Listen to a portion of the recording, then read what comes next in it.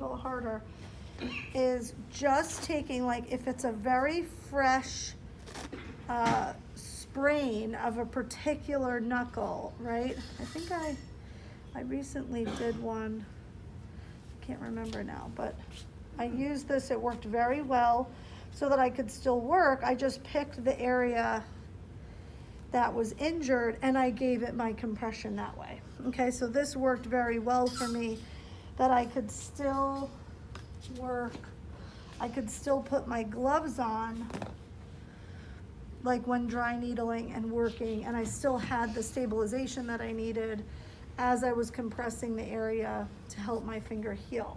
So that's a really other very simple way to do this, okay?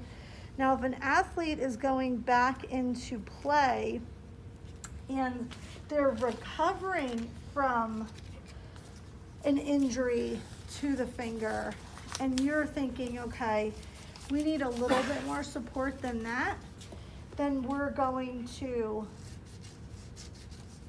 we have this other option. Will you scroll down to that so we can all see it? There we go. Okay. So this requires a couple things. So I would spray, right? Because this is, they're going into play. So you're with them in the training room or beforehand on the sidelines, and you're going to, let's say, we'll do this one just for ease of getting to everything. So we're going to say that something here is injured, whether it's the volar plate, the collaterals, there's some damage that has been done to the joint, okay? And so we would have sprayed, and then we're just gonna cover with our cover roll, and I feel like that's all I need to do.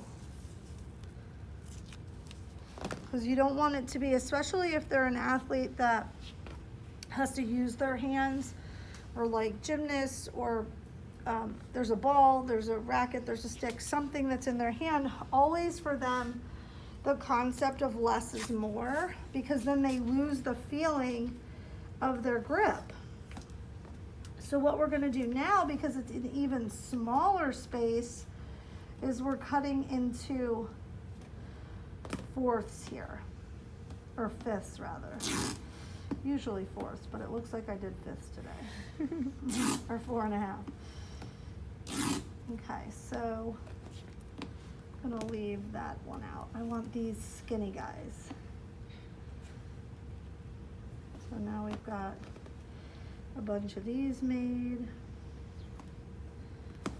And then I'm gonna need a couple long ones, because you still need your anchor, right? You still need to have an anchor there. So I'm gonna make a slightly longer one. I like the edge, that sharp edge, so when it comes to fingers. So I'm gonna create an anchor. And that's all I need for that one.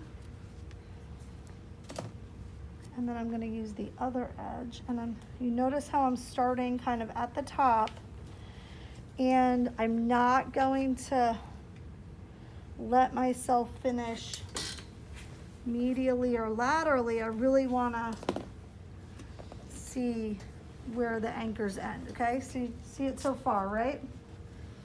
So now what we're gonna do is we're gonna take our ones that we cut into fourths, and now we're going to create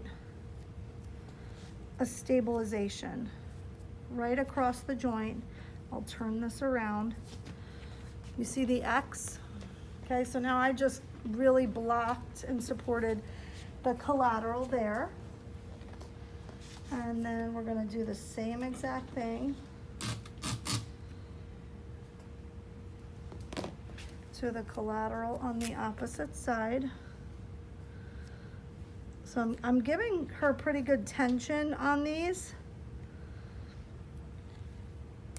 Okay, so now that one's on. Now she's blocked. And then we're gonna re-anchor.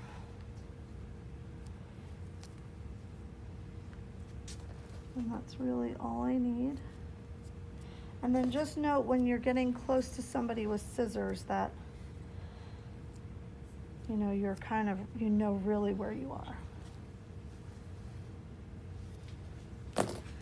Okay?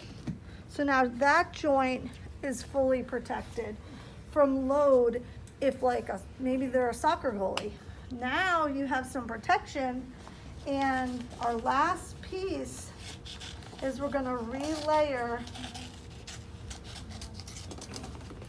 with our coverall.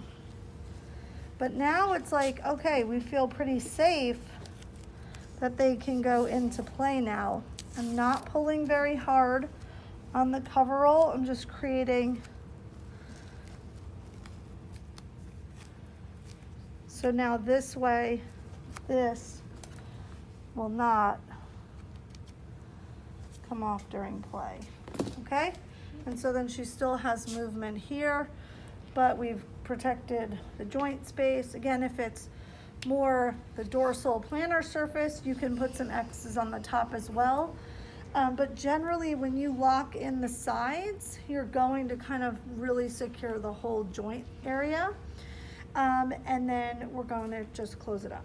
So now this soccer goalie or ice hockey or whatever if they have to use their hands, they can do so a little bit more safely.